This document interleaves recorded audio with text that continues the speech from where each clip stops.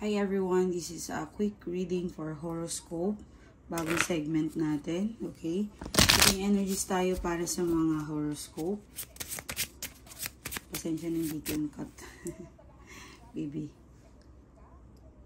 Okay, so nahin natin yung for Aries. Ang arte ko ngayon, my gosh. Aries. Kamusta ka, Aries? Okay. Para sa mga Aries.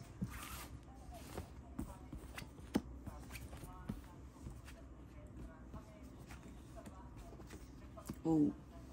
Okay, so meron kang 9 of Diamonds and meron kang Queen of Flower of Clubs and 4 of Spade, 2 of Spade and 4 of Heart. Okay, so ibig sabihin major decisions lang tayo for today. Kasi hindi ganun ka lakas ang mga magandang idea na gagawin mo ngayon sa mga Aries. Okay? So, anong gusto mong gawin if ever nagpaplano ka ng something, travel, mag-a-apply, pwede, and dahan-dahan sa mga pagdesisyon. Okay? Sa mga desisyon. Gusto mo mag-quit sa trabaho, anything major decisions, hindi ka masyadong kumbaga hinay-hinay sa mga decisions mo, mas lalong ina-advisean ka na mas mag-focus ka sa sarili mo, like self-care kung babae ka, healthy living, like matulog ng maayos, magpahinga, vitamins, mag-focus ka sa health mo, and of course sa mentally health natin, 'di ba? So yung sun ngayon nasa Leo ngayon, and yung house mo para sa self-expressions mo, nalalight siya eh. Okay? So, parang kailangan yung, kumbaga, kailangan mo talaga na pag-focusan yung sarili mo muna. Okay? So, unahin mo muna yung sarili mo ngayon para sa mga Aries. Ibig sabihin, kailangan, if ever gusto mo magpa-check up, kailangan mo magpa-check up. I'm not saying na may sakit ka, but ina-advisean lang na ngayon, for today, kailangan mong kumain ng healthy, kung kaya mag-exercise ka. Spend your time today sa sarili mo. That good advice, and of course, heart with a key. So, welcome love and meeting the one. Open your heart, getting together perfectly. So, kaya pala dito si heart, 4 of heart. So, hindi naman ibig sabihin na hindi naman ibig sabihin na parang wala ka ng right makipag-date ngayon. Of course, if gusto mo, pwede naman yan. Okay? So, meron daw right timing. Meron siyang major na konti lang decision na kailangan mong balansahin. Okay, Aries? So, kung sino man yan, ang tao na yan, if ever dating app, so ano man, but beware, kailangan pa rin mag-ingat. Okay? Kasi 4 of Spade kayo. Meron dito 4 of Spade.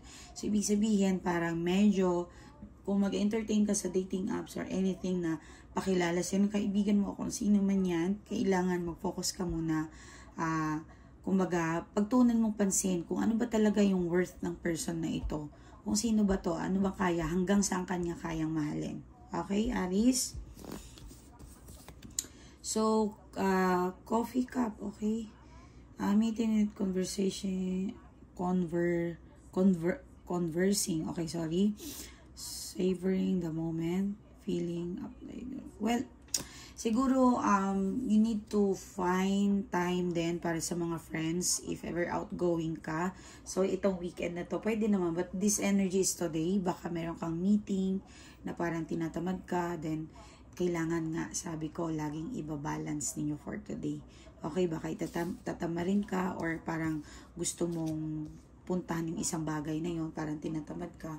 So, gawin mo daw and make some, kumbaga, kahit sa opisina lang, sa pantry ba ang tawag ng mga cafeteria na yun. So, spend time, malay mo, sometimes sometimes, minsan pag nabibigay tayo ng oras sa sarili natin, nami-meet natin yung mga tao na makakatulong pala sa atin.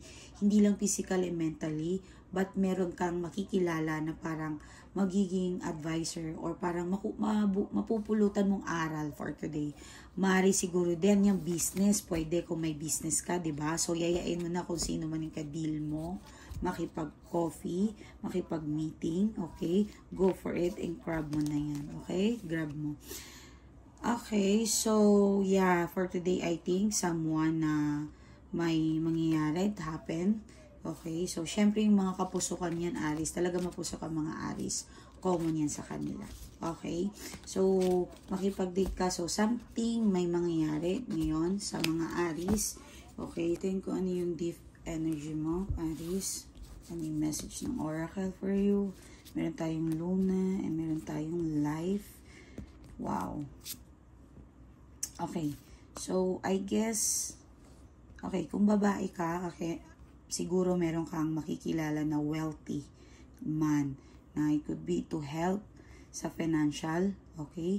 Pwede rin sa anything na meron siyang may ibibigay na pangarap like matutupad, okay?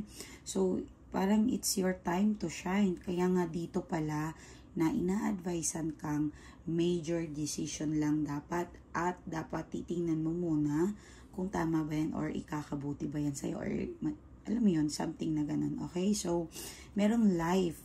So, if ever meron kang tukso or may mangyayari, something na ayaw mo, magbubunga, ingat lang ha.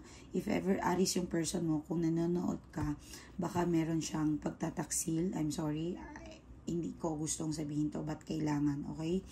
Baka meron pagtataksil at mabubuo po yan, okay? So, but, meron tayong two of sped, diba? So, parang andito ka eh. So, ibig sabihin hindi pa rin na maapektuhan. If ever iniwan ka na or meron na siyang iba, then nabuo ang pagmamahalan nila, magiging blessed ka pa rin, oh. Okay? Hindi ka maapektuhan sa ginawa ng person mo. Actually, mag-grow ka pa. So, if ever naman na ikaw or something, ikaw ang Aris, hinay-hinay lang kung ayaw mo mabuntis kung babae ka. If ever lalaki ka, be careful din. Kasi baka makakabuntis ka. Mabubuo siya eh. Okay? So, ito naman, if you are dealing with the person na magaling sa business or makikilala mo, huwag ka daw matakot. Parang meron siyang abundance or may swerteng dala sa partnership ninyo. Okay, Aris? So, sana ito ay makatulong sa'yo sa major decision mo for today.